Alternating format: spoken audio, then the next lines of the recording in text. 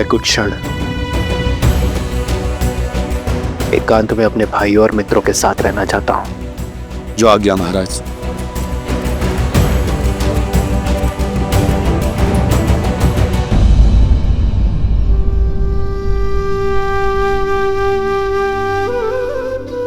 लक्ष्मण, लक्ष्मण उठो। स्मरण रहे लक्ष्मण कि उन बालकों को कोई हानि नहीं होनी चाहिए। बालकों को हानि पहुंचाकर अयोध्या की सेना केवल लज्जित ही होगी। जो आज्ञा भैया। मेरे कथन का मान रखने के लिए तुमने अपने प्राण संकट में डाल दिए लक्ष्मण। उनका रक्त ना बहे इसलिए अपनी सुध खो बैठे।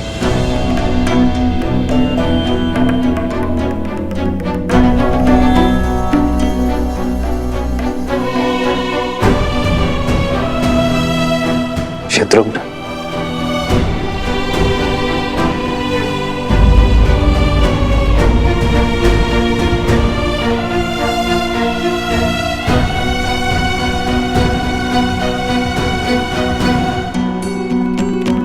जय श्री राम।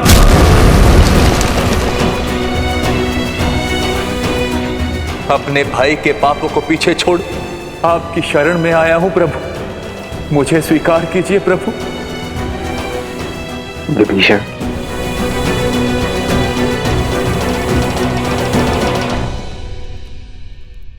मैं महाराज दशरथ का पुत्र ये प्रण लेता हूं कि अपने मित्र सुग्रीव को उसका राज, उसकी पत्नी और उसका सम्मान अवश्य लौटाऊंगा।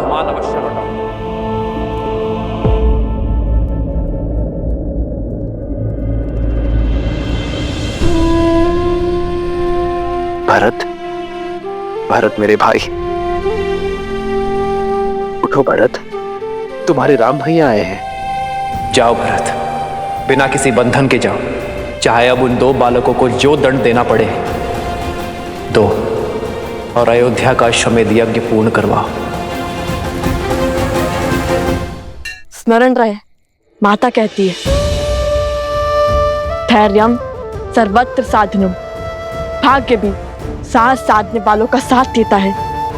कल हम पुनः श्री राम के समक्ष जाकर उनका सामना करेंगे। किंतु सत्य तो ये भी है ना भैया, यदि आज सूर्यास्त नहीं हुआ होता तो हम जीवित नहीं होते। नहीं भैया, मैं भयभीत नहीं हूँ, मृत्यु का भय नहीं है मुझे। मैं तो केवल ये बात सोचकर व्यथित हूँ कि यदि आज हमें कुछ हो जाता तो माता का क्या होता। उन्होंने अपना पूरा जीवन अकेले बिता दिया, हमारे होने के आभास के साथ निकाल दिया, किंतु शेष जीवन किसके सहारे बिताती।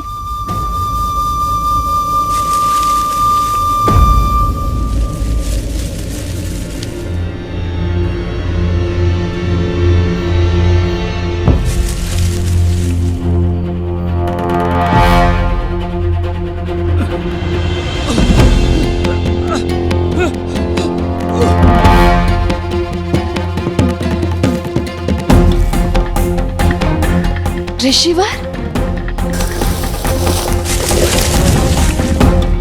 ऋषिवर, क्या हुआ आपको? उठिए।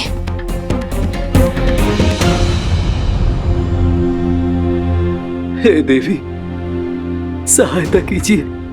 कुछ असुरों ने हमारे आश्रम में घुसकर हमारे सभी साधु संतों को बंधक बना लिया है, और जब मैं भागने लगा तो मुझ पर प्रहार कर दिया और इस दिशा में भेज दिया। किसी वन देवी को यह संदेश देने को कहा। वो कह रहे थे कि वन देवी उन्हें ढूंढ रही है और वो वहीं हमारे आश्रम में वन देवी की प्रतीक्षा करें।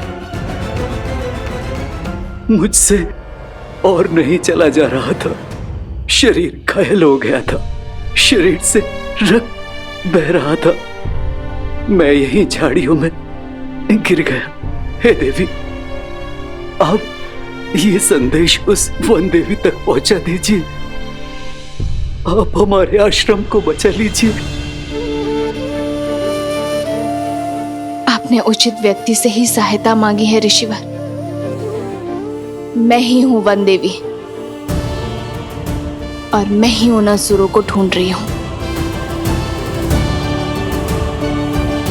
आपके आश्रम और आश्रम वासियों को मैं बचाऊंगी। आप यहीं रुकिए, तब तक मैं उन दुष्टों को दंड देकर आती हूँ। अपने भाइयों को कष्ट में देखकर मेरा मन पीड़ा से भर जाता है।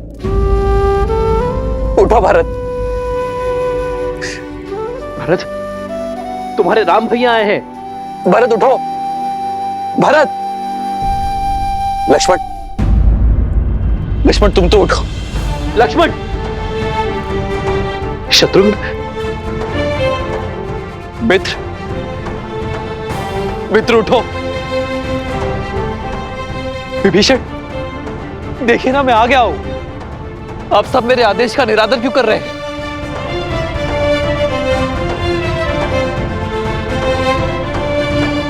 अब सब शुभ होगा। तुम्हारे सम्मान को क्षति पहुंचाने वाले उद्दंडियों को दंड अवश्य मिलेगा। बस आप सब अपने नेत्र खोलिए, मुझसे बातें कीजिए। जितनी पीड़ा में आप सब हैं, उससे अधिक पीड़ा मैं उन्हें दूंगा।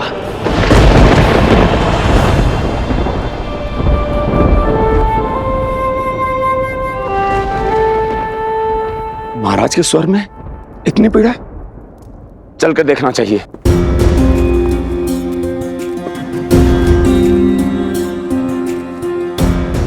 वैद्यराज, आप तो इतने दिनों से इनका उपचार कर रहे हैं, तो फिर ये ठीक क्यों नहीं हो रहे हैं? ऐसी कौन सी औषधि है जो उपलब्ध नहीं है? आप मुझे बताइए, मैं वो औषधि लेकर आऊंगा।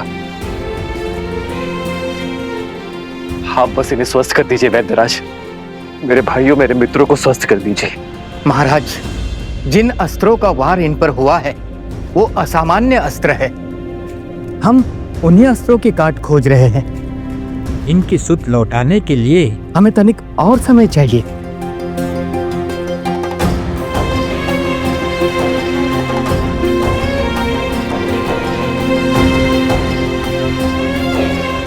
लक्ष्मण,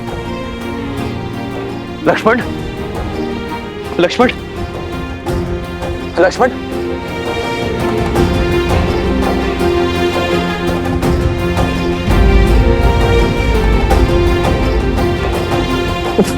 भरत,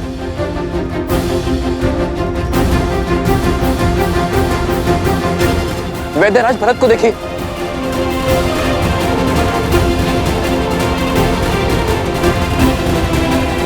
उपवैद्य, सभी जड़ी बूटियां अति शीघ्र ले आओ।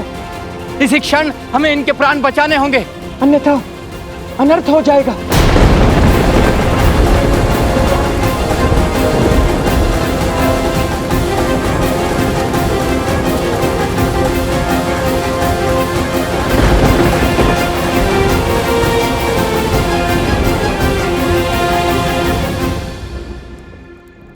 हम माता के पास जाकर उन्हें सब सत्य बता देंगे। ये हमारे जीवन के अंतिम क्षण भी हो सकते हैं। कल सूर्योदय के साथ कुछ भी घट सकता है। ऐसे में माता को हर बात बताकर आगे बढ़ना उचित होगा। अपने पुत्रों का निर्णय जानना माता का अधिकार है। हाँ भैया, हम माता को अपना निर्णय ही नहीं, अपने मन की हर मंशा के बारे में बताना चाहिए। हम क्या कर रहे हैं, क्यों कर रहे हैं, हमारा उद्देश्य क्या है, उन्हें सब पता चलना चाहिए।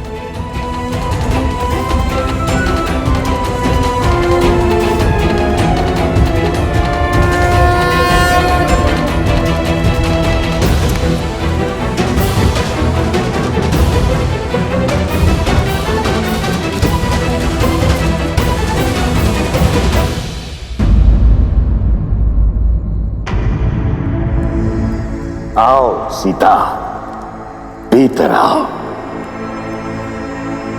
वनदेवी, मुझे परिचय की क्या आवश्यकता है? पुराना शत्रु हूं तुम्हारा। ये स्वर, ये कंपन, तुम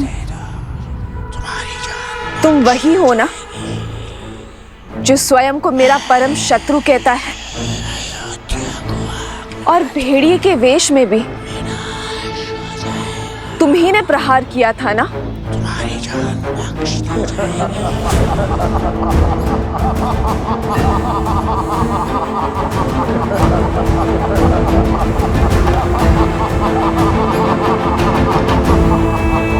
अद्भुत सौंदर्य के साथ साथ चतुर भी हो।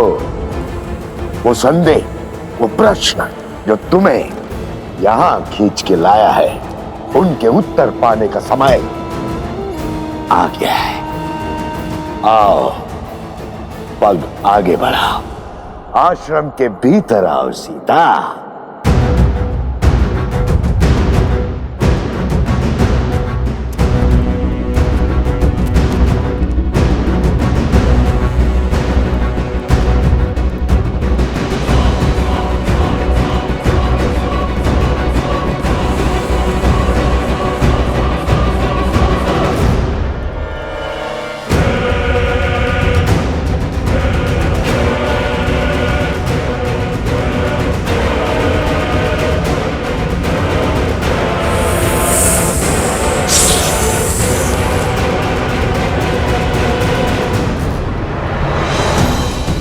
माता, माता, माता, माता,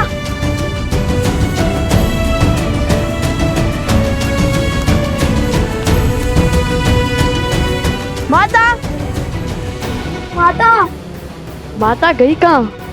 गुरु माँ को भी कुछ नहीं पता और ना ही कुमुद में दीदी को। ऐसे बिना किसी को बताए माता का चले जाना स्वाभाविक तो नहीं है। माता, आप वहाँ हैं क्या? भैया, आप माता को वहाँ देखिए, मैं यहाँ देखता हूँ।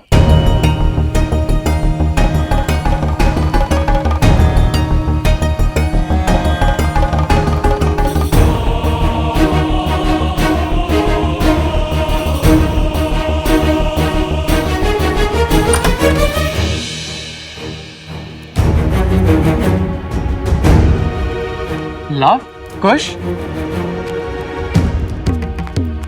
क्या हुआ? इतने चिंतित क्यों लग रहे हो? आपने माता को कोई देखा?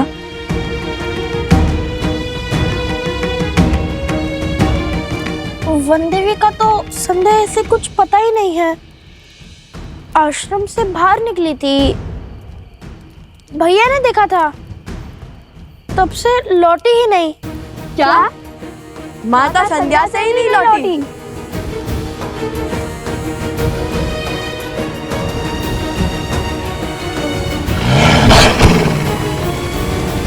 अपने द्वंद में हम इतने व्यस्त हो गए कि माता की विपत्ति से विमुख ही हो गए।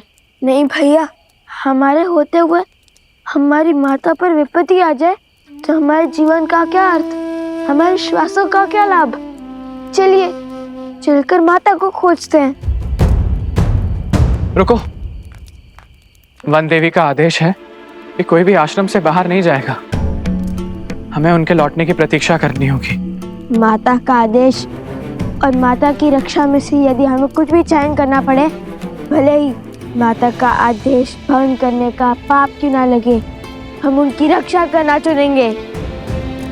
माता के प्राण संकट में हैं और आप उनके पुत्र से प्रतीक्षा की परीक्षा ले रहे हैं। बताइए, कब तक करेंगे प्रतीक्षा? किसी अनिष्ट की सूचना आने तक या माता को खो देने तक? नहीं, लव कुश कायर नहीं। हम जा रहे हैं अपनी माता को खोजने।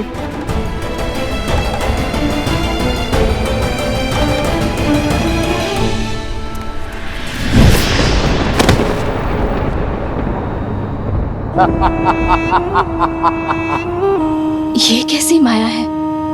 मेरी तनिक सी माया को नहीं पहचान पा रही हो सीता, तो मुझे क्या पहचानोगी? ये वही माया है जिसका उपयोग वर्षों से तुम्हारे परिवार के विरुद्ध करता आया हूं मैं।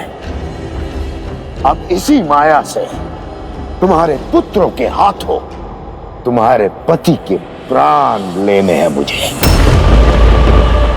बहुत पुराना प्रतिशोध पूर्ण करना है तुमसे। अपना बल दिखाने का प्रयास मत करना, अन्यथा एक चुटकी बजाते ही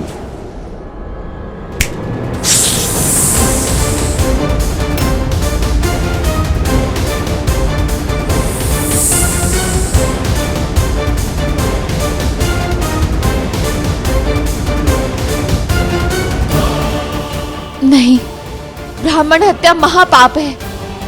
मत करो ये ब्रह्म हत्या।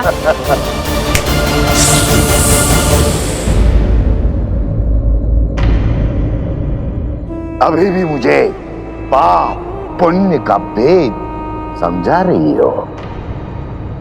ज्ञान देते देते दाव खेल जाना आता है तुम्हें, परंतु आज यदि तुमने कोई भी खेल खेला, कोई भी दुस्साहस दिखाने का प्रयास किया, तो जिस रघुकुल ने सदा साधु संतों की रक्षा की है, उसी रघुकुल की पुत्र वधू इन साधुओं की मृत्यु का कारण बनेगी।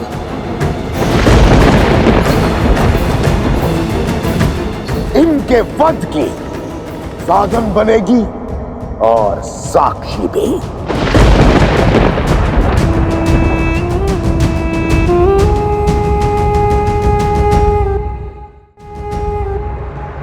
क्या चाहते हो तुम? क्यों मेरे कारण इन ब्राह्मणों को दंड दे रहे हो? यदि तुम्हारे प्रतिशोध की अग्नि तुम्हारे पीड़ा बुझा सकती है, तो प्रहार मुझ पर करो। यदि तुम बहुत बड़े मायावी हो, तो मेरे सामने आओ, या फिर एक स्त्री के सम्मुख आने से भयभीत हो तुम। यदि तुम मेरा परिचय जानते हो, मेरा सत्य जानते हो, तो तुम ये भी जानते होगे कि तुम्हारे जैसे एक असुर ने एक स्त्री की सुचिता को तार तार करने का प्रयास किया था, जिसका अंत इतना भयावह हुआ था कि 10 दिशाओं के राजा के परिणाम की गाथा से 10 दिशाएं कांपने लगी थी। स्मरण रहे, पाप केवल तब तक संभल पाता है जब तक पुण्य शीश नहीं उठाता। धर्म की शक्ति के आगे अधर्म को नतमस्तक होना ही पड़ता है, जैसे श्री राम के आगे रावण को अपने घुटने टेकने ही पड़े थे।